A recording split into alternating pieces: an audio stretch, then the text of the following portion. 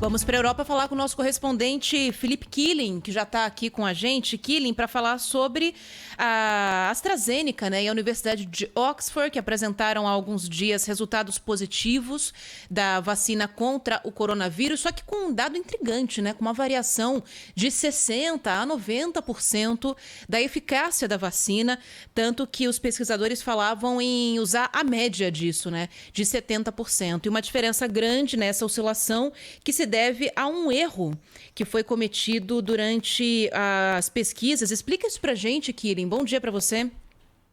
Bom dia, Ana, Edu, Zaidan e a todos aí no Brasil. Bom dia, Killing. Olha, começam a surgir questionamentos sobre a eficácia da vacina de Oxford e também a aprovação para uso emergencial nos Estados Unidos. Pode estar em xeque, viu?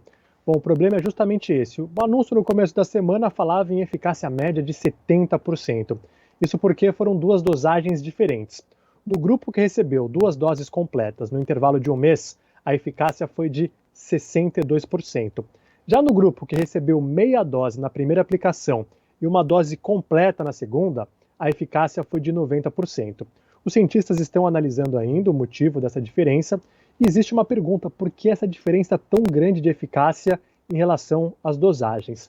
Bom, foram usadas 2 dosagens diferentes por conta de um erro de cálculo no início dos trabalhos. Os pesquisadores perceberam isso, aí corrigiram a dosagem para outros voluntários. Então, o grupo que recebeu menos vacina, ele é bem menor, formado por 2.741 pessoas, contra quase 9.000 que receberam doses cheias, 2.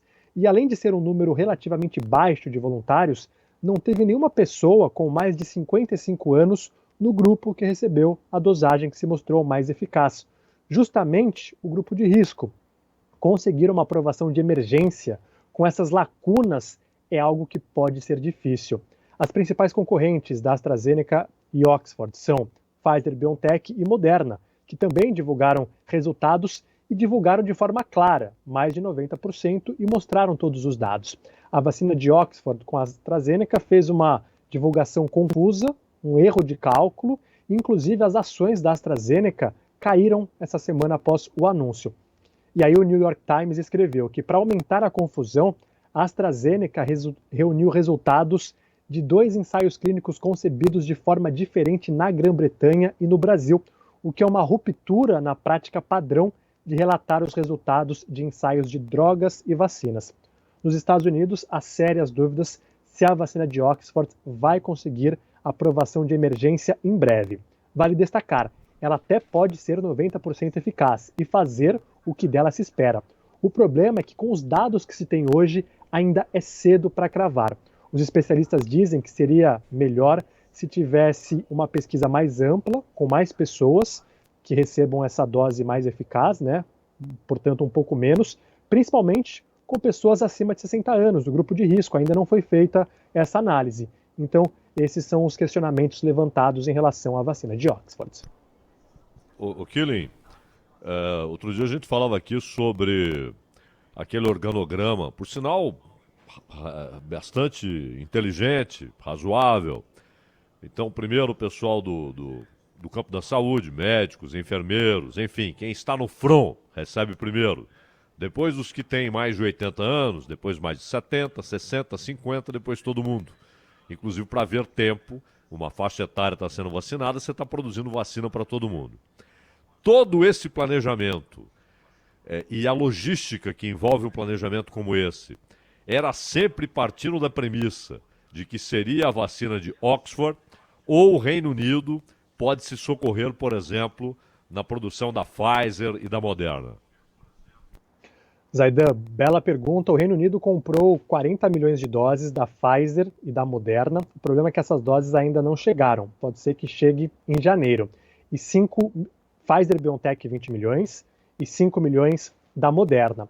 Então, se as vacinas chegarem, esse cronograma ele permanece. Se elas forem aprovadas e chegarem ainda em dezembro, a expectativa é que da Pfizer, BioNTech chegue em dezembro. Mas aí a quantidade de pessoas acima de 80 anos e os profissionais da linha de frente que seriam vacinados em dezembro, depois de janeiro, vai diminuir. E o primeiro-ministro Boris Johnson disse que também esse cronograma está baseado na aprovação de agências reguladoras. Isso ainda não aconteceu, mas o Reino Unido tem sim parceria com essas outras farmacêuticas, Zaidan. Zaidan e Killing, é o jeito. Não dá para acreditar que um único fornecedor vai resolver o problema. Primeiro, porque estão todos ainda atrás do resultado. E problemas podem acontecer, vão acontecer e estão acontecendo. O que não quer dizer que vai invalidar a vacina, que tem que pegar tudo e jogar fora. Não. São problemas, são percalços, há atrasos. Só que, e também tem um outro ponto.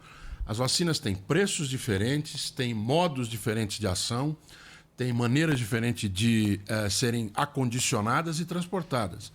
Então tem que parar com essa bobajada xenofóbica de onde vem a vacina. O que interessa é para onde ela vai. Quando ela vai, ela só vai quando estiver aprovada. Por isso é que tem que ter uma cesta, um plano nacional de vacinação que contemple, ainda mais um país do tamanho como o Brasil, todos os fornecedores possíveis. Obrigado, Killing.